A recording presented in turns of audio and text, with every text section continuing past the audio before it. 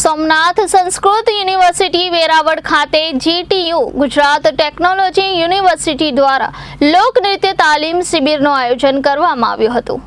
Somnath Sanskrit university Veraval ખાતે GTU Gujarat technology university દ્વારા લોકનૃત્ય તાલીમ શિબિરનું આયોજન કરવામાં આવ્યું હતું, જેમાં તજજ્ઞ તરીકે ડોક્ટર હેમાંગ વ્યાસ, શ્રી ભાવિન પટેલ ગાંધીનગર, શ્રી કુશલ દીક્ષિત ભાવનગર તેમજ સહાયક તજજ્ઞ તરીકે શ્રી ચંદ્રસિંહ ગોહિલ, અક્કી મકવાણા, ઓમ વ્યાસ, રિંકલ વેકરિયા, આરોહી વ્યાસ, પાર્થ પંડ્યાએ સાથ આપ્યો હતો।